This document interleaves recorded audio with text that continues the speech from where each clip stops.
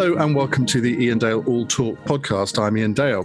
Today, my guest is someone you will all know. He's one of our greatest ever speech radio presenters. He used to work for LBC, but then made the move to the dark side, and he went to Radio 5 Live, where he spent 20 years, I think, presenting the breakfast programme and then Drive. And it is, of course, Peter Allen. Welcome, Peter. Thank you very much. Thanks for the eulogy with which you began. Well, everybody will be saying, who did you say? No, they absolutely won't. And I mean, I've wanted to talk to you because when I started out on my radio career, a lot later than you did, there were two or three people that I really learned a lot from, and you are one of them. I just loved your presenting style, which was deceptively laconic, I thought. You lulled people into a false sense of security, and I like to think I might have copied that a little bit. Yeah, I think my aim was always to have a conversation. Exactly. And then, exactly right. And hopefully the listener would join in the conversation. And if you sort of put that as your priority, then everything else follows. Now, we have two things in common, at least. We both come from Essex, and we're both mad golfers. So let's start off with your. Did you say mad or bad, Ian? Both. Well, you might be very good. I don't know, but I'm. No, I'm rubbish. I used to be quite good, but maybe not quite so good now. So you were born in Rochford in Essex. That's near Southend for the uninitiated. What was your upbringing like? Idyllic. I can remember my. Genuine happiness was all I had until the age of 10 or 11, until sex, drugs and rock and roll did their ugly heads. Not exactly, unfortunately. I mean, they in my imagination really more than anything else. But no, until the age of 11, I had a superb life. It was a very happy time. I suppose I was one of those babies born just after the war when Dad got home after 4 years in Egypt and places like that. So I was born into a happy house, and I remained happy, and I loved. My life was just full. I remember of waking up every morning and thinking, "What fun am I going to have today? Would it be football? Would it be fishing? Would it be work?" Because I loved school. I loved the football game. It was just every day was a pleasure, and very fortunate. I think, in a way, those early days you build up almost a bedrock of stability in your life, and it helps a good deal. The man is being formed, and I was formed in curiously fortunate circumstances. It was a lovely childhood. About the age of about 8, I decided I wasn't going to meet my first aim in life, which was, of course, to be a professional footballer. And then I thought, well, if I can't be a footballer, what if I could be one of those blokes who just watches it, a reporter bloke? And actually, believe it or not, it was before the age of 11 when I first thought, I'd like to be a reporter. They get to go to all the games. Something you just said there really struck me. Sort of, I woke up and I thought, what fun am I going to have today? I wonder how many kids, not just of that era, but this era, can think the same or did think the same. Yeah, absolutely. And I was just reading one story today. It was about sexual assaults rising among very young people. And I thought, we were spared. I was spared all that. I didn't, hardly knew what sex was until 12 or 13 years old. I mean, I genuinely, when I grew up here, and I believed that babies were born via the belly button. And I thought there was a kind of explosion, and the baby popped out. And then, some are. Yeah. And then somebody said, "But you've got a belly button, Peter." And I thought, "Oh, yeah, maybe my theory is wrong." But it was just genuinely a more innocent age. Yeah. I really, really, I feel sorry for the children who are so much more sophisticated. Everything. Seeing a young boy with the latest hairstyle when he's 7 or 8 years old, and I think, what? Who cares about your hair when you're 7 or 8? Who cares how you look? Who cares what anyone thinks about you? And why wouldn't you occasionally still see a young boy or a young girl, for that matter, with that kind of glint in the eye when they're just having fun and looking for fun and with sort of carefree and happy? That's the way my youth was. When did you first realise that your childhood was gone and that you were becoming an adult? I think when I went to school, I had a very odd beginning, actually, since we've got a couple of minutes. So obviously there was an 11 plus in place then. My parents had some pretensions that I should go to a nice school. And so they sent me to a place called Brentwood School, which was then a grant-maintained school. It's now private. And I took an entrance examination to see whether I could go there. And we had a nice letter back from the headmaster saying, unfortunately, your boy is not bright enough to come here under any circumstances. And then I took the 11 plus, and I did well enough with the 11 plus to get given a free scholarship to Brentwood. And so rather than paying to go to Brentwood, I got there for nothing. And that was my first kind of introduction to the vagaries of life. I remember being really startled by that. And I remember my first day when we got there, and a teacher said, you will memorize a couple of poems. What was it? Wordsworth's thing about the daffodils, and then another one from Shelley about a nightingale. Anyway, the truth is, up to this day, and it was true then, I was really bad at remembering things. Always have been. Always terrifically difficult to remember names. That's been my great failing as a journalist, really. And I couldn't certainly memorize all these poems. And I memorized one of them. Then I went back to school the next day, and the teacher said, get out your books and write out those poems I told you to learn. And I thought, well, here we go. I've finished. I've had it already. Day one, and I've had it.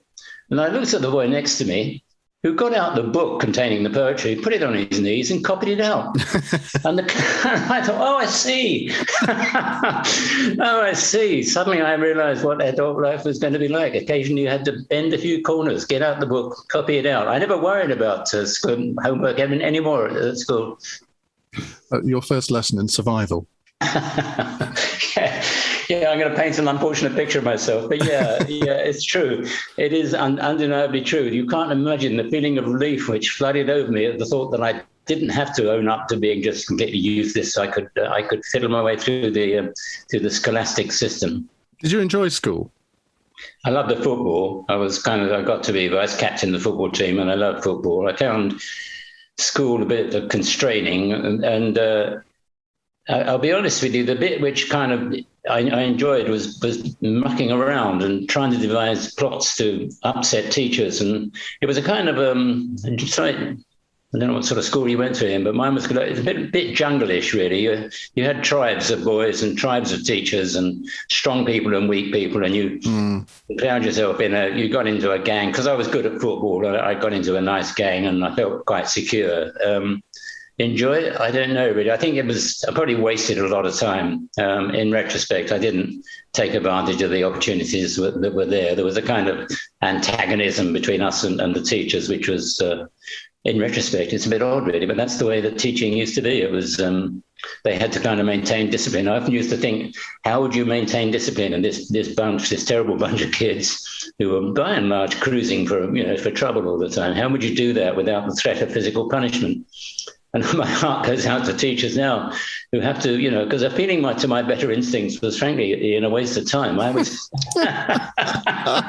as soon as we saw a teacher appealing to our better instincts, we saw weakness, Well, I know exactly what you mean. I won't say my school was exactly the same. I went to the local comprehensive in Saffron Walden, and it was quite a big school. But you're right. If you spotted a sign of weakness in the teacher, you exploited it. And we had a series of dreadful French teachers, one of which was French. And we basically handed her out of the school. It was appalling, really. Yeah. Kids can be even more cruel than adults. Yeah, the lack of memory also got me in the end, and I did all right at O levels, which was one measure at the time. But the A levels, I was pretty poor at, really. Believe it or not, there was such a lack of kind of communication going on then about the education system that I wanted to do English because I wanted to learn how to write and I wanted to learn how to express myself. And I thought maybe English language, that's a good idea. And you did English in those days, and it was all English literature, studying Chaucer and stuff like that. And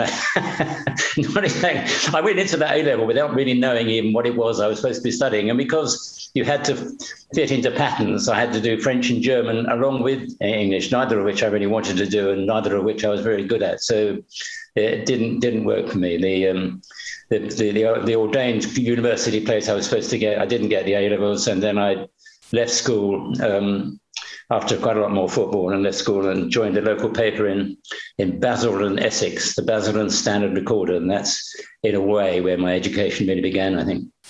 It sounds to me as if you always really wanted to be in the media. Were there any other professions that you thought about? Yeah, years later, when I went to I went to Australia we emigrated. My wife and I emigrated after we got married quite early on, 22, 23. Went to Australia, and I did think about changing jobs then. I almost became a salesman for computers. In fact, I was offered the job, and that was just at the beginning stages when computers were just appearing, and it was quite clear they were the future. And the man who offered me the job said, you're going to make a lot of money. He said, because you'll be able to sell somebody a system. And then he said, things are moving so quickly, you go back 2 years later and sell them another system because they'll need to update it. Yeah. And he said, it's a fantastic prospect.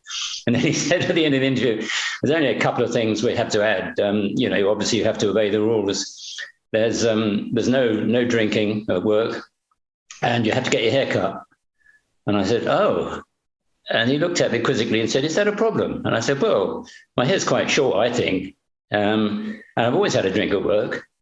And he said, it's a good job we established this right in the outset, Mr. Allen. I don't think you're for us. And I escaped being life as a salesman as a result. Since then, my life happily bundled along. I hope you've had the same good fortune. It's been a mixture of bullshit and booze, really. But I thought I never got around to writing a book because I can't imagine I've got very much to put in it. But if I had a title to a book, it would be called Bullshit and Booze. And you've always had a magnificent head of hair. Yes, I'm just looking at your picture at the moment, Ian. Thank you. Now, that was a bit of a sliding doors moment then, because it sounds to me as if the circumstances have been a little bit different. You might have actually accepted the job. And isn't it strange how throughout your career, these moments happen where you make one choice which has an impact on the rest of your life? They do, absolutely, and it so often is chance. So I say when we went to Australia, we went to Australia really on a whim, because I did 3 years at that Basildon paper, an old-fashioned, decent paper, local paper, 69 pages of news and sport, which we had to fill up every day, and we reported on everything, every meeting, every bloody pigeon race. It was all reported and stuck in that newspaper. It was a fantastic way to learn the business. But having learnt it, we then I got married, and my wife said, well, we really should travel. And I said, well, we haven't got any money. And she said, oh, you can go to Australia for a tenner, apparently. So she went into the local office, and I was on the Bristol Evening Post at the time. They said, yes, come on out. So off we went to Australia. And again, we just sort of went. In those days, no money, no prospects, no plans. Nobody we knew out there. Just sort of let's give it a go. And it's interesting. I don't know about you, but the older I get, the more careful I get. And I've got less to bother about now, less to lose, as it were. But it's interesting. When you're young, you can't play any cavalier about these things. Just jump in there, jump into the deep end and see what happens. Quite a decision to make, though, wasn't it? Although did it feel like that at the time? And you said you went on a whim. I just sort of doing things, really. The same as when I went for a job, and then I didn't have a job going out there, but then we met somebody on the boat who was a journalist who was going back home. We had one of those 6-week trips. It was 6 weeks in an old boat called the SS Fair Star. Anyway, an Italian boat which sort of wallowed around in the sea for 6 weeks, and there was no stops on the way. You took you out to Australia, and then out I got and tried my luck, and I got offered a job in Sydney early on. That's when the link with politics. You talk about chances, and I'm afraid my life is full of them, Ian, because I was at that stage, I'd done 3 years on local paper, so I knew some stuff about, and in those days as well, we had a day release scheme, so I knew something about newspaper law and one or two other things. So I felt half equipped to be a reporter. But when I got to Australia, the editor of the Daily Telegraph there said, you're from England. He said, you'll know about politics, won't you? And I said, oh, yeah, I know all about politics. And he said, and you got a good shorthand note? And I said, oh, yeah, I got a good shorthand note. Neither of which things were true, of course. And he said, oh, well, you can be a political reporter. And he sent me to the New South Wales State Parliament, where the man in charge, I think was called Atkins, was the Prime Minister, I think, at the time. Anyway, a long time ago. You can look it up in the history books. And that's really where I started reporting politics as a gallery reporter in the New South Wales Parliament. And this was when, the late 60s, early 70s? Yeah, how old was I? 25, 7, so early 60s, 25, 70s, early 70s, yeah. What did that experience give you when you later started to report on politics in London? Well, I didn't really. When I got back from 3 years as an immigrant, as a POM, I mean, you had to stay 3 years, and to be fair, I loved it in Australia. We had a glorious time, but we had parents back here, and we always said we'll come home eventually. So we came home, and I found jobs very difficult to come by. So I finished up as a reporter on the Saffron Walden Weekly News. Well, I would have read all your articles. You might well have done. I worked in that little office down there in the middle of the high street. And I'll be honest with you, Ian, I thought my life was coming to an end because we had a child at home. I had a mortgage, had a fairly, it wasn't all that exciting in Saffron Walden. And I just felt as if, I remember one day when a couple of other blokes I worked with said, let's go to the pub for a pint. And I said, no, I won't come, thank you. And I said, no, I won't come, thank you, because I didn't have enough money for a pint of beer. And it was, without being, over pretentious about it, it was quite a difficult time. I thought, well, this is it. I'm stuck in a local paper. I'll never get anywhere. And then LBC started, day one of LBC. And I believe it or not, I was on there on day one. I sent them a note saying, I'd like to work for you. And they gave me an interview. And halfway through the interview, I realized I had no credentials. I had no radio experience. I had no political experience. I had no experience of anything they really wanted. But they did give me a piece of paper to read out to see whether my voice was suitable for radio. And in one of those inspirational moments, which I'm sure you've got throughout your own career, I decided to scrap the bit of paper they gave me and make something up on my own behalf. And so I said something along the lines of, and went into their little studio and said, Peter Allen, newly hired by LBC today, gave his first interview after appointment at LBC. He said, rarely had you been interviewed by people of such perspicacity and wisdom. That with people like this at the helm, this was a station guaranteed to succeed, and that he thoroughly, and that he looked forward very much to joining their ranks. And the guy who was doing the test came in and said, oh, that's the first laugh I've had all day, Peter, and you can have a job. So there we are. That was it. I got a job on a chaotic station called LBC, which when we went on air, I think we went on air with very few of us had ever done radio before. We'd certainly never edited tape, which in those days used to be done with the aid of a yellow pencil called a chinograph, and used to cut this reel-to-reel tape, which used to cut together. Learned the business at LBC. It was a fantastic place. You were broadcasting hour after hour after hour. There's one good thing, as you know very well, Ian, about broadcasting, which goes on 24 hours a day. That leaves lots of room for people like you and me to chat. I think of the launch of GB News and all the chaos that they've had. I wonder whether if LBC was launching now in that way, whether it would survive, because that inevitably, when you launch something new, there are going to be lots of mistakes on air. But the people in charge of broadcast stations, they don't seem to realise that listeners love the mistakes. They don't hold it against you, do they? No, that's one of the things that you learned quite early on, isn't it? That if you enjoy your own mistakes and laugh at yourself, then the listener laughs with you. And if you're embarrassed, then he's embarrassed for you, or she is embarrassed for you. And so somehow you have to almost welcome your mistakes and admit and own up to them, and even glory in them. I'm sure you're very adept to these things, but I was always rubbish at doing time checks. I got it wrong. Another sort of Jack DeManio type. But actually people didn't mind. They said, no. I always had this vision of when I said it was 20 past 8 instead of 20 past 7, that people think, oh my God, I missed the train and rushing. Right.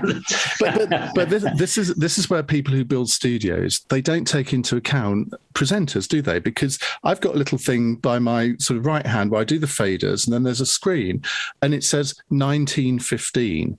So your brain thinks 9. So you say it's 9:15. Why don't they put 7? But they never talk to presenters when they build. Did I hear you saying you had the fader in your right hand? It's all self-op. I wouldn't do anything like that. That sounds very vulgar. It's not self-op, but it can be. And I was there for 3 years before I realised that I could control my own faders. And now I do that with callers, and I find it much easier when I decide when I want to end the conversation, rather than rely on the tech op to do it. In later years, I got to control my own faders. It was, you can. Sometimes it's just as well that somebody else is controlling your faders, I think. Sometimes, you're not wrong. So you were at LBC for quite some time, weren't you? I mean, who were the characters that you remember most from that era? Oh, George Gale. or George G. Hale, as he was summarised on the he was a good lad. He was a proper journalist, but he had no concept of broadcasting really, or broadcasting at the time. He used to just chatter away to people. And then the engineer in the end stopped trying to get him to talk up to the hour, which, we broadcasters do love to exercise our skills by talking up to the precise second. Yeah. He didn't. They just gradually faded him out, so you could hear his voice chattering away, and then gradually the voice faded and the music grew, and then the music replaced it, and you knew it was time for the news. But he was a solid journalist. What I liked about George was that he was as grumpy old git, but he was a solid journalist, and people would listen.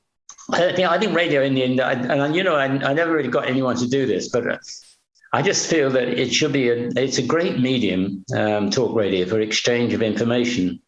And I wanted to start a phone-in up, which nobody would do, where the only people allowed on it were people who'd got something to add to the conversation, not in terms of opinion, but in terms of information. Yeah. And I thought that you could, because it struck me that early on when I was at LBC, and there was a lorry drivers strike on, and we were talking about it. And I started getting calls from lorry drivers, one of whom said to me, well, it's not what the bosses are saying. It's not what the unions are saying. The truth is, he said, with these new bloody tachometers, or whatever they were called, they know exactly what hours we had been driving and how many miles we've been driving. And in the past, we all broke the rules and did far more. Now we can't. And so we need more money because we have to stick to the rules. That's the truth. And I suddenly thought, if you get that kind of insight on that, then if you could get that, when it comes to, there's so much been going around about COVID, but that's not a bad example. There are people out there who know far more than you and me, and far more probably even than your guests, who really do understand what's going on. If you can just persuade them that it's the kind of program where they are not only welcome, where that's what it's all about. You can change the nature of what you're doing, and you can make it far more of a journalistic enterprise, which is what I was always looking for. I think I would even go so far occasionally when I did these programs to make the first phone call not a phone in, but a phone out. So we'd ring somebody who we knew had an informed opinion, because once the listeners have heard the kind of debate that's going on, they kind of attune to that. And if they hear some violent altercation going on, they'll think, oh, that's what this is all about, this station. And if they hear an informed debate, they think, oh, I should ring up if I've got something to say. And so I just, I don't knock the medium, because I love radio, and because it's just a pure exchange of intellectual material between one to another without anything in the way. No pictures, no, television destroys you really, because you find yourself looking at the spot on the end of somebody's nose, or you don't like the color of the hair, or what sort of dress has she got on, or something irrelevant. Whereas radio is just a pure intellectual medium of communication, and that's why I think as yet we haven't in the past quite exploited what the possibilities are of them. I think that's really interesting what you said about that type of phone-in, because I tend to do that on foreign stories where most of the listeners, me myself, I wouldn't necessarily know anything about, I don't know, Venezuela or the Indian caste system. I remember we did a phone-in on that not that long ago. There was some story in the news, and I said, well, I don't really understand what the caste system is. I think it's a bit like our class system, but multiplied by 10. So I said, right, British Indians, give me a call, tell me about it. And it was the most amazing hour. And you learn so much from doing that. And I find that particularly on foreign stories is a really good way of doing it. I did one phone in one day where we just said, tell me where you're on. I was on drive, that's it, with Jane. And I said, tell me where you are and what you're doing. As simple as that. Mm-hmm. And the kind of fantastic variety of activities, and it was. I know because you go through this all the time. I know you're sitting there thinking, where are they? The people who are listening, what are they doing? Yeah. How much are they listening? And in a way, we suddenly got a complete picture of, and there was all sorts of 101 ways of listening to the radio and doing other things at the same time. I do this podcast with Jackie Smith called For the Many. It's a sort of weekly political roundup thing. It's quite light, very sort of Five Lively in tone in a way. And we asked people that, and some guy rang in. He said, I listen to you while I'm swimming up the River Dart. And I thought, well, top that. That's very good, isn't it? Yeah, the power of the listener. I learned to love them actually I packed it up at Drive, because at that time we'd moved up to Manchester, and really things had become slightly more difficult. I lived up there, worked up there 3 days a week, but it wasn't really working out. But yeah, we used to, at the end, when I packed up and Drive, I got people just emailed in or texted in. There were hundreds of them, and they were lovely, wonderful quality of what they said, and also the feeling that they thought of you as a friend. And I see them as friends as well, to be honest. But it's a beautiful medium in that, the one we work in, because you do have, thousands of friends, and you're their buddy, you're their voice, if you like. And I think that's particularly important at times of crisis. I mean, I certainly noticed it during COVID, where, I knew that there was this intimate relationship between the presenter and the listener, but that was really driven home to me during COVID with all the different stories you'd get. And people kept saying, oh, you helped me get through COVID. And at first I thought that's a bit sort of over the top, but I now understand what they mean, because you were one of the constants in their lives. Yeah, and it is this, as I say, the fantastic quality to the medium. And you push a button and you're straight through to somebody's, to their car or to their home. And what other medium is there like that, really, that you can broadcast on? I love it. I obviously came, the new media I found more difficult to cope with, but then I suppose, I'm now 75. I've lived through a lot of changes. And remember when I said at the beginning, computers were just beginning to appear when I started work. Think of that. Think of it's a startling world, isn't it? In that not only are things changing, but things are changing ever more quickly. I feel like sometimes like we're on a ski slope and it's just going quicker and quicker. Every time you look, things have changed again. Well, I think anybody who was born, my dad was born in 1929, and I often think that he saw more changes in the world and the world, certainly the world of technology, than any other era. And he died in 2016. But I think if you were born in the sort of 20s, 30s, 40s, the amount of, or even, I was born in the early 60s, the amount of change that has occurred in our lifetimes is almost unbelievable, isn't it? Yeah, it is. Where were we? I was at LBC. I should admit that I stayed there 20 odd years and became the chief political reporter, but I always thought I should get on telly.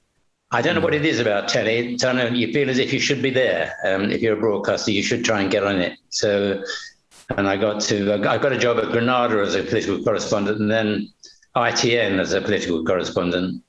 And became aware of just the frustrations and the limitations of the medium. And the great thing about it is when you point a camera at somebody and say, do a headstand for News at 10, and they'll do it. It's fantastic power, which radio presenters don't have. But also you're totally constrained by the limitations of what you can do. The time, I learned to do pieces for the 5:40 News, as it then was, which were normally limited to 1 minute, 10 seconds. That's about 5 sentences, really. So any story, however complex, had to be summarized in 5 sentences. And the fact that without a picture, you haven't got a story. So however strong the story is, unless you've got some pictures, you can't do it on telly. Whereas you and I, if we hear of a story and it's happened in the middle of Kazakhstan, doesn't matter, we can cover it. But television has huge power, but huge restraints as well.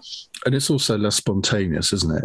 I don't know how much of a script you used to have on 5 Live, but you can easily veer off it. And if something happens, you're freewheeling, aren't you? And there's a tremendous freedom to that. I found that the reason I probably didn't prosper particularly on television is because I wasn't very good at doing the autocue. I remember old John Snow, when he first did Channel 4, because he started in his early days at LBC. Yeah, he did, yeah. And he got this job at ITN and said, Channel 4, and said, it's very easy, but you just got to read out the autocue. And then he paused and laughed and said, not that I can do that. And, it's curiously difficult. It's just the number of people still, after all these years, you can see their eyes are flickering as they're looking at what they see on the screen and the words they see on the screen.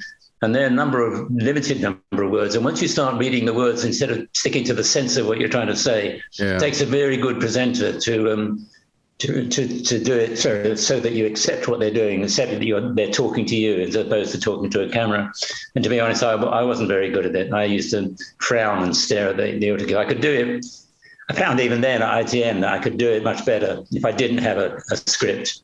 Mm. If I was just trying to remember effectively what I wanted to say and then just stand up and say it. And it takes a bit of confidence, I think, in the end. But I mean, I'm sure you've done so much now in radio. You can do it. You can just talk. And if somebody says, I need a couple of minutes on, you don't have to necessarily plan what you're going to say. You can just do it.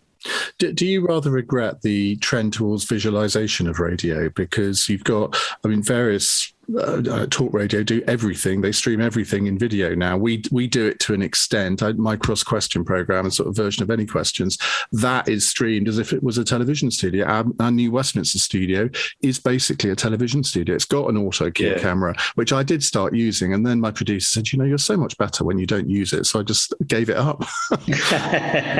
Yeah, I know what you mean. It's the chat we're having now is also much more relaxed, because rather than me, thinking about, to be honest, when you rang up and I said, that'll be down the line, I suppose, so I better make sure I've got the right thing over my shoulder. There's a nice picture which you'll never see now, because we just got the sound of it. But and you think, have I got? Maybe I should comb my hair, and all sorts of extraneous things pop into your head. Yeah. And even I find in a radio studio, of course, you can be looking around and talking like this at the same time as I am now, looking around the table for a piece of paper that I was looking for earlier. But you can't do that on telly. No, you're going to keep looking at the screen, which makes it and I think, and again, what the sort of management don't get is that the eye contact with your producer is actually really important as well. And if you're on screen, which I am doing cross question, I can't sort of make a sign to my producer. Not that I can see him anyway, because they didn't build the studio, so it's in my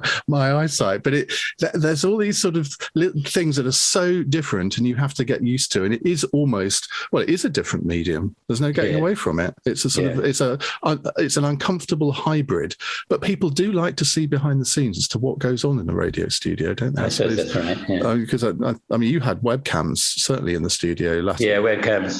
Which you used to forget about. I remember making a gesture of some derision towards my producer about the quality of the guests we had. Well, that's the problem, isn't it?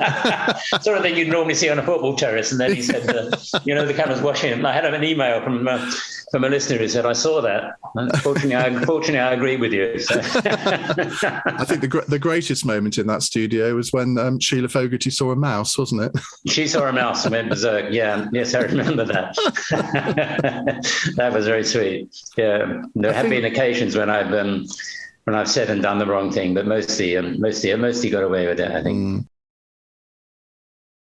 I think my first memory of you was on that famous day in Paris in 1990 when Margaret Thatcher announced that she was going to stand in the second round, where everyone we fight on and we fight to win. Yeah. Everyone remembers John Sargent, but I remember seeing you in the background. Well, I'd done it. We'd had a deal, as you do deals on the road, and the deal was that I would do the piece to camera, and I'd get the sets, and then I'd make way, and John could do his piece to camera. And it was while he was doing his piece to camera that she swept out. Yeah, he was a very clever boy, John. Actually, he made great use of that and of that particular episode, and almost based some of his fame on it. He was a lot more than that. He was a very witty guy as well, actually, John.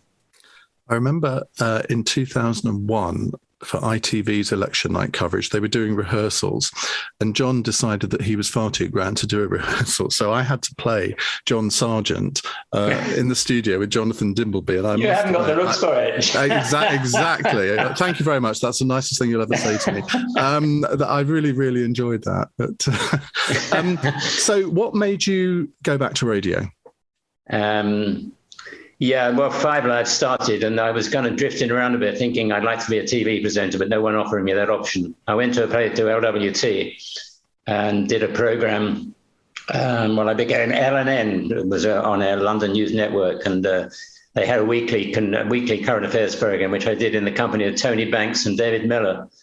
Remember them? Yeah, I do. They're very sharp talkers. I had David Miller on my show only the other day. Did you? Yeah, Tony Banks as well, who was a lovely lad. And they were both sharp dressed. Well, Tony Banks was sharply dressed, and Mela perhaps less so. But they were both very, very funny and sharp, and we just got them to talk about the week's news, which was quite fun. But while I was doing it and still thinking this is not going, I still had ambitions, I guess. And then I heard that LBC was starting, and 5 Live was starting, and went for a man called Bill Rogers, who was the first editor of the Breakfast Program on 5 Live, put Jane and I together in a studio with lots of other people and said, just let's do a mock-up, a trial program on ours broadcasting.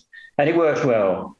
There was something about working with Jane, which I found it was great fun. We were, it was a broadcasting marriage made in heaven. One commentator talked about it, which was nice. And a bit like any good marriage, it was full of niggling and sharpness. And we were both quite cross with each other quite a lot of the time. But she remains the best I've worked with through all those years. She was the top co-presenter. She was both witty and sharp, and she was what I'd call in broadcasting terms a counterpuncher. She used to let me flail wildly around and make mistakes and then pick me off, with the sharp, precise blows.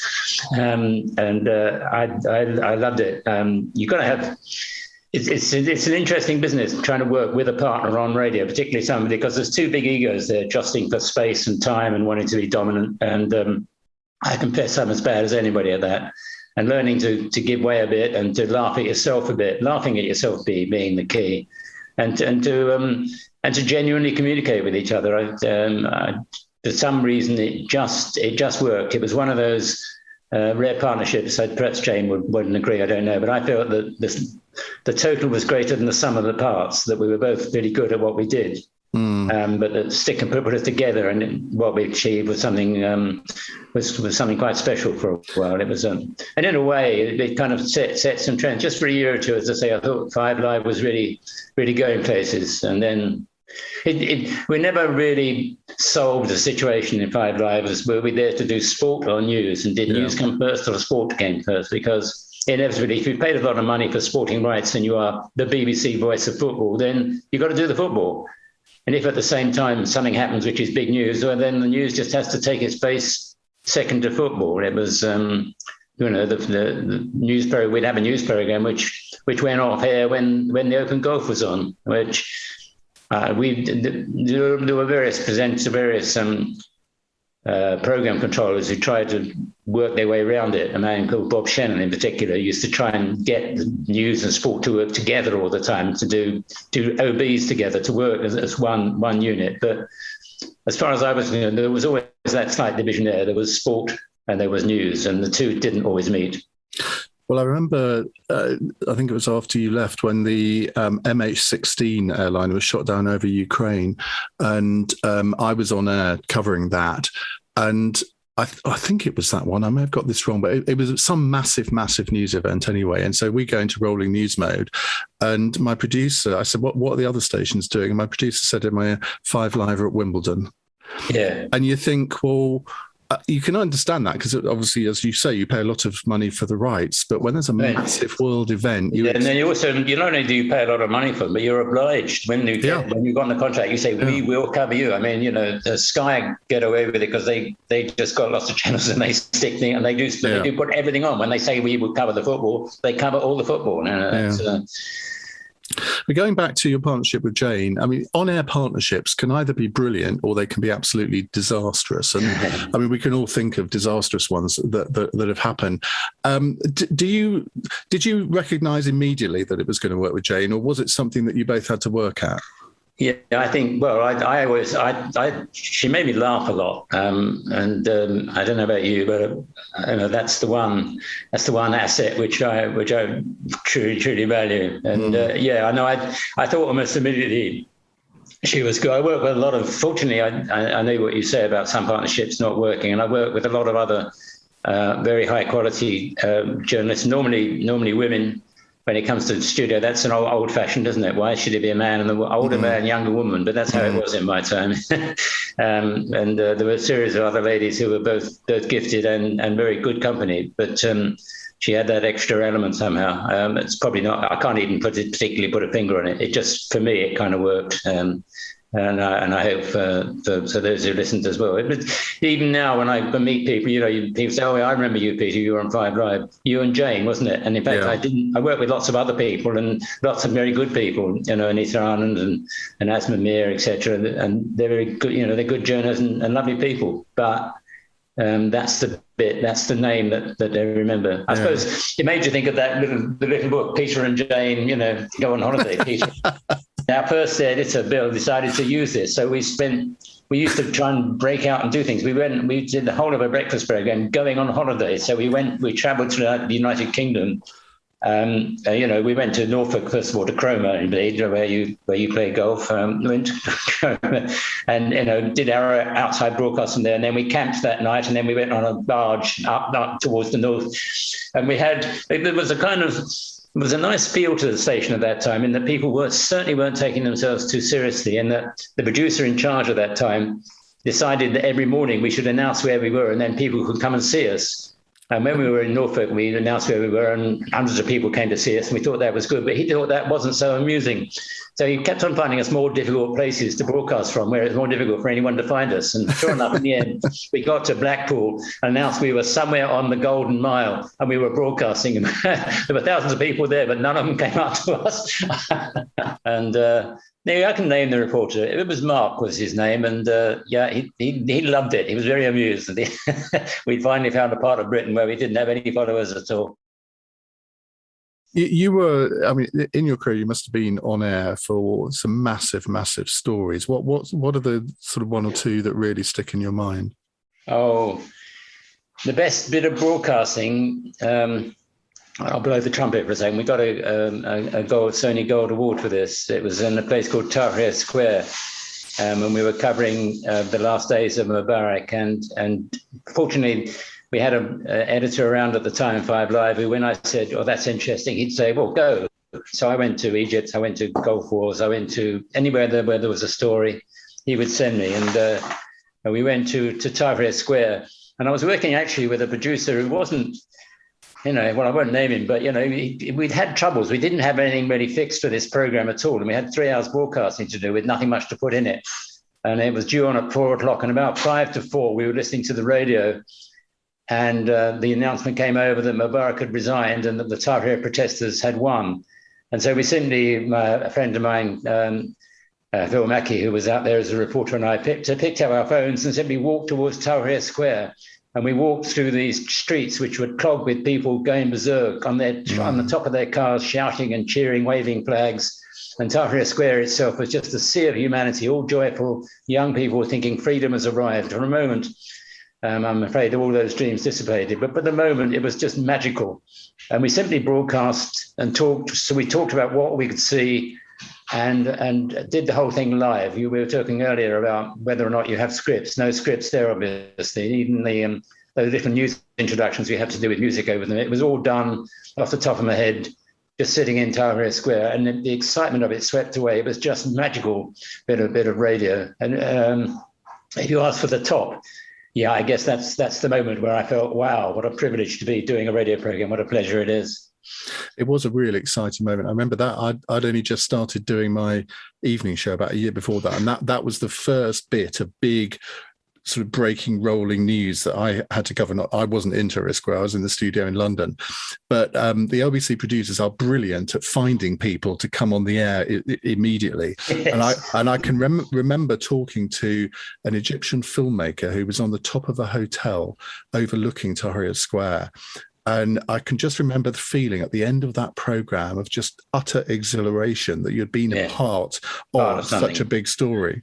Yeah, and when I was saying earlier that what a privilege it was to do this job, and I look back at the years, even at 5 Live and at ITN before it, I've been to both Gulf Wars and reported on the ground on Gulf Wars. I've been to the Beijing Olympics there to see Usain Bolt run across the finishing line with his arms flapping like a bird, like a giant bird. I was there then, the London Olympics, had a ringside seat there, and event after event and place after place. It was fascinating. We were required to go there. I cannot think of a more fortunate way to spend your life, really. It was a total pleasure. In a way, I think perhaps I just carried on a year too, perhaps longer than I should have done. I should have bowed out right at the top of the game. But I only did carry on because I just love it still, really. I can't think of any better way to spend my life. When there is a big news story like this, Afghanistan, the events in Afghanistan over the past few weeks, I was on holiday for 2 weeks of that, and I was itching to get back behind a microphone. Do you still feel like that? I still feel like that, yeah, a lot of the time. It's time I gave it up, I know, but I did it. I was a journalist for over 50 years. I did go to Afghanistan 2 or 3 times as well in the middle of all that. I remember there was one thing which struck me. Well, when I went there for a report from Kabul, a few reports, and was there for a few days, and I talked to a couple of very good people who'd been there long term, and I realised then I don't think this is going to work. I know that it's easy to be wise in hindsight, but somebody told me about. She said, well, there's only 2 industries in this country really, and that's aid and drugs. That's the only 2 forms of income we're left with in Kabul, and everybody's involved with one or the other. And aid was treated as pretty much a way of making money. There was somebody from the World Bank there saying that they'd been there sent out to supervise the spending on some environmental work which was being done in Kabul, to discover that all the bills for this particular project were fabricated. The whole thing was a con from top to finish. It was corrupt.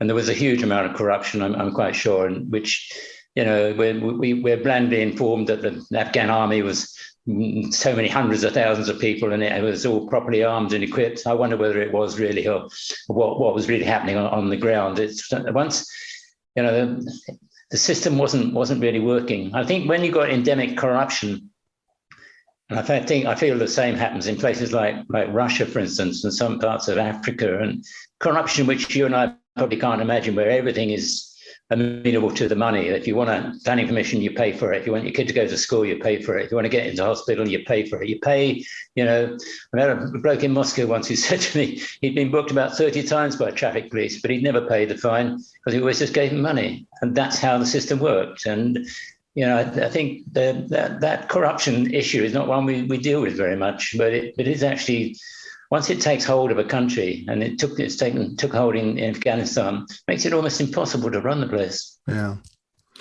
You presented the breakfast show for 4 years, and then the rest of the time Drive. Well, the pressures of presenting a breakfast show are massive, not just sort of getting up in the morning. It's the flagship program for the station, and it kind of sets the agenda for the rest of the day. It was the getting up that did me, actually, and I'll be honest with you. I like doing the program.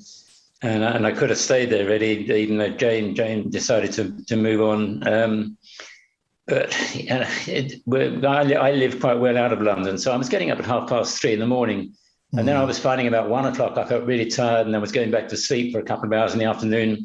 I started getting indigestion all the time, really kind of quite savage indigestion, and I just felt rotten. And after a couple of years, it seemed obvious that you can go on doing this and kill yourself, or you can go and find some decent hours to work. So I'm afraid that's what I opted for in the end. I could not really hack the getting up at 3:30 in the morning. Because I look at Nicky Campbell and Nick Ferrari, who've both been doing it for 15 years or so, and you think, how do you do that? How do they do that? Yeah, I know you have to get into a style, a lifestyle, I guess, and some manage it, and good luck to them. Because, as you say, it's the place to be. On the way our system works, radio is where you win the audience. Radio is where the majority are listening, and I understand all that. It's the place to be, but. I'm glad I made the decision to move on. There's plenty of good work to be done outside the breakfast hours. Thank goodness. Yeah, thank goodness for you and me. Yeah. When Jane decided that she wanted to leave Drive, what was your immediate feelings on that? Because it must have been a bit of a blow, because you had built up this amazing partnership.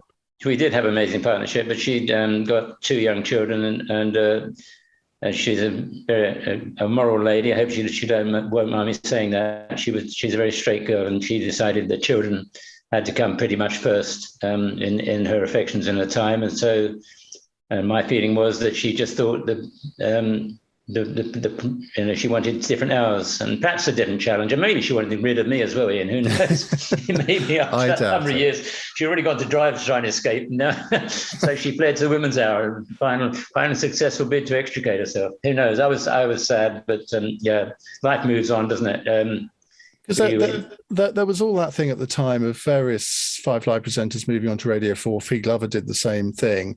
And there was a rumour at one point that you were going to join the Today programme, but that never happened. No, it never happened.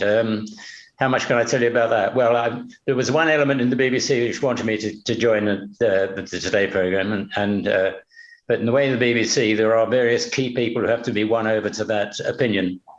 And I'll only say that one particularly important person certainly wasn't won over. But that's the nature. I was cross at the time, but that's the nature of this game, isn't it? When I was very young, still on LBC, and a young radio presenter, and I got offered a job at LWT as a presenter of their current affairs program. It was a regional program, but nevertheless, fantastic breakthrough from an LBC political reporter to presenting your own telly program. Mm. But John Burt was in charge of the LWT at the time, and I believe it was him who looked at the rushes. They did a trial program, a pilot program, and just said no, and that was that. And in the end, people have to say radio or television. When you're picking presenters, it's a gut feeling, isn't it? You can't.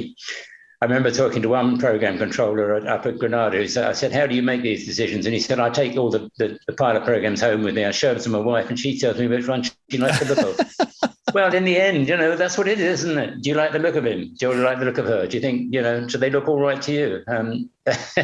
Television is kind of crazy. It is a bit like that.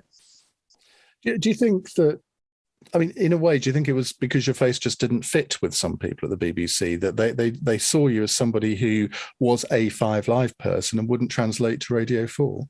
I was, I think perhaps so. I mean, there was a certain, I don't know, it's difficult for me to analyse it. They just felt it didn't really, I wouldn't really have worked on the Today programme. And who knows, maybe they're right. I thought at the time that Today programme needed a bit of what Jane and I were doing on Five Live, and that and there were others who agreed with me, but life moves on, and life has moved on from the BBC had the Today programme in particular had real, it was as a young journalist, it was always the Today programme I listened to. It was the one which set the agenda, the one which decided what the news of the day is. But life has moved on a bit from that, hasn't it? And when I watch the young people around me now, my grandchildren, I'm not sure they'd even know where to find the Today programme on the dial. Well, they wouldn't have a radio either. Would they listen to it on the phone or not listen to it? It's just technology has moved on so sharply that all our old certainties have disappeared alongside them. What effect do you think the move to Salford had on Five Live? Because it has become a very, very different station to what it was in the early part of the century. Well, I signed up to that because I thought that, if the BBC was going to survive, it has to appeal not just to the southeast. And if you look at the figures with the way people support the BBC, the further north you go, the worse the support becomes. And so I think from a strategic point of view, there was an overwhelming case for saying we're going to go to the north of England and we're going to be based there and we're going to produce stuff from there. So strategically, it made sense. And so I signed up for it and said, yeah, let's make this work. And I think the only way you could have made it work, and what I would have recommended, I did recommend, but no, why should you listen to a presenter? I think we had to become a bit chippy. I think when we went to Manchester, if we'd have become the voice of the have-nots as opposed to the voice of the haves, we'd have been a bit more anti-establishment, a bit more difficult with ministers. We'd become a voice of people who were outside the southeast. Very specifically, we would make a virtue of the fact that we were from somewhere else. We were on the outside looking in. Maybe on the outside of the tent peeing in, we were the people who were going to be difficult, and we would sell that as our image. This is the BBC getting on down there, and if that meant getting rid of the old farts like me as presenters, that's fine. Get new young presenters, get a new image. Sell yourself as that. That's what you are, the voice of the people, voice of the people who haven't got so much. I think it would have been you could have sold that. You could have made it work. You could have given the station a new life. That's what I would have tried to do with it. I think otherwise, moving away from London just seen in terms of, you know, dealing with the rest of the BBC or dealing with anyone else doesn't make a lot of sense, does it? And if you're going to cover politics, why move to Manchester? In a way, they've kind of done that maybe a little bit too late. If you look at what they're doing now, it is much less London centric. They've got very new presenters, many of whom I have to say I didn't know before they went to 5 Live. And how important is it to have the big names on a radio station rather than people that you think, well, they fit what we're trying to do, so we'll sort of train them up, groom them into what we want them to be? Probably the latter. I mean, I think.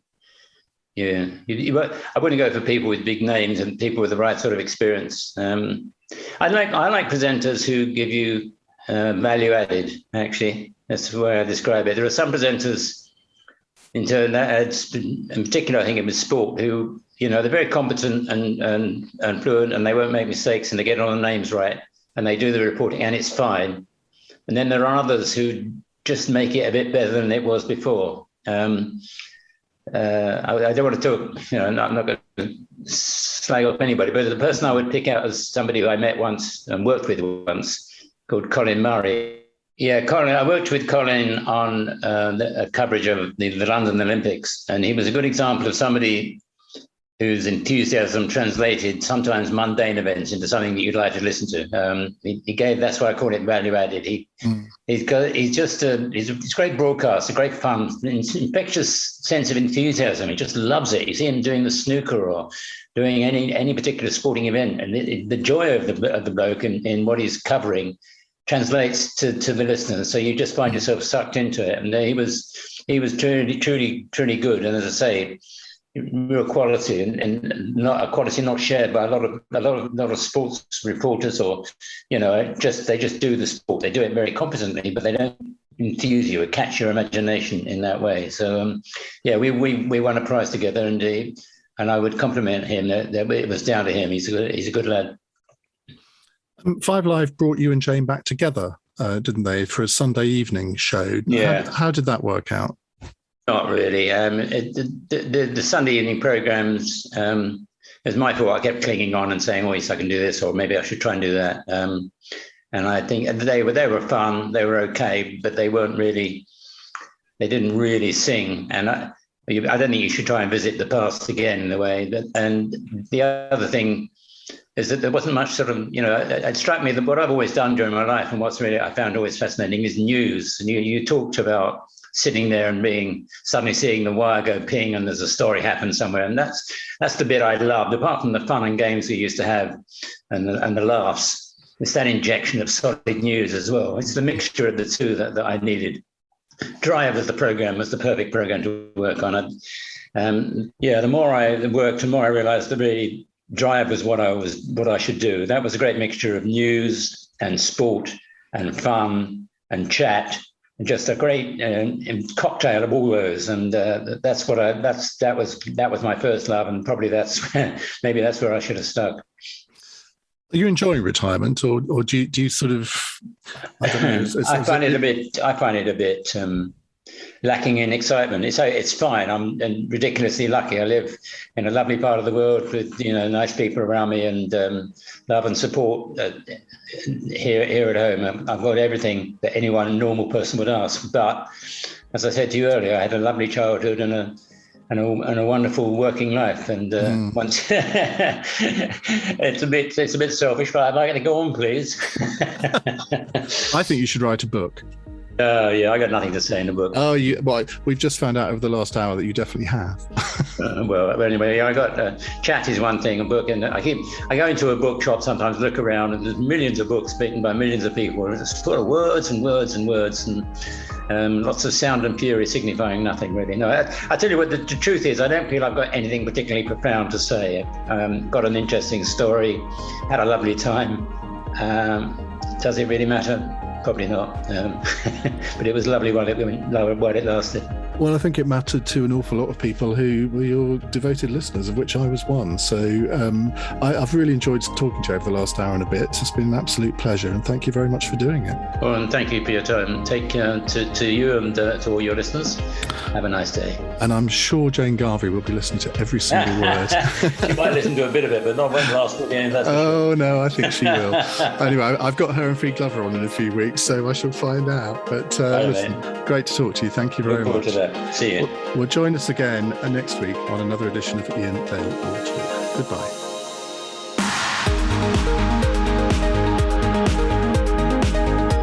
You've been listening to a Global Original podcast. If you've enjoyed it, please do leave a review wherever you get your podcasts from, as it helps other people to find us. I host 5 other podcasts which I hope you might like to try out too. For the Many with Jackie Smith, The Prime Ministers, The Ian Dale Book Club, Cross Question, and Ian Dale The Whole Show. And of course you can listen to my LBC show live from 7 to 10 p.m. Monday to Thursday on FM in London, on digital radio across the UK, or all over the world on Global Player or your smart speaker. See you next time. Goodbye.